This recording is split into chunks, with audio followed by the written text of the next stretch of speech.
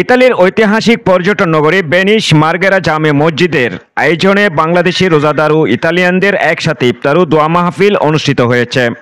Venice শহরের মার্গেরা জামে মসজিদ কমিটি পরিচালিত মসজিদে প্রায় 3 থেকে 4 শতাধিক রোজাদার উপস্থিত থেকে ইফতার ও দোয়া মাহফিলে অংশগ্রহণ করেন। ইফতার মাহফিলের পূর্ব আলোচনা সভায় ইসলামিক আলোচনা করেন মার্গেরা জামে মসজিদ খতিব মাওলানা সৈয়দ জাকারিয়া আল হোসাইনি। উপস্থিত সংক্ষিপ্ত আলোচনা করেন জামে মসজিদ কমিটির সভাপতি কামাল হোসেন, সিনিয়র সহসভাপতি ইব্রাহিম জমাদার, সহসভাপতি মোশাররফ মোল্লা, সাধারণ সম্পাদক মোবারক হোসেন, মনির সরদার, অর্থ সম্পাদক প্রমুখ।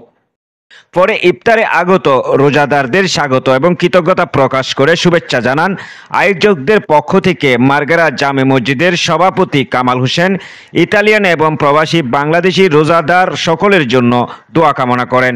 এ সময় তিনি আরও বলেন, প্রতি বছরের মতো এবারও আমরা এই ইফতার ও দোয়া মাহফিলের আয়োজন করেছি।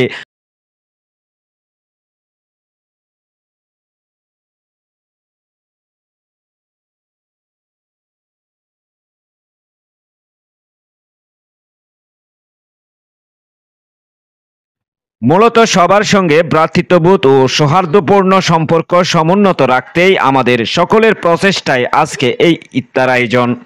এই সময় কমিউনিটি বিশিষ্ট রাজনৈতিক ও সামাজিক ব্যক্তিবর্গের উপস্থিত সহ আরও অনেক সংগঠনের নেতৃবৃন্দ অংশ নেন। ইতালিয়ানরা বলেন, আমরা 10 বছর যাবৎ সবসময় আপনাদের পাশে ভালো মন্দ আছি, থাকবো ইনশাল্লাহ। পরিশেষে ইফতার ও নৈশভোজের মাধ্যমে সমাপ্ত করা হয়।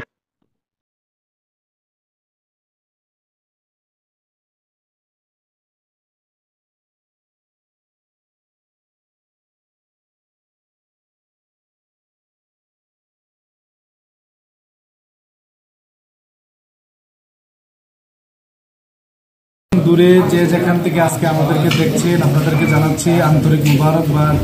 মার্গেরা জামে মসজিদ ভেনিস ইতালি থেকে আজকে আমাদের একটি ভিন্ন একটা অনুষ্ঠান ছিল।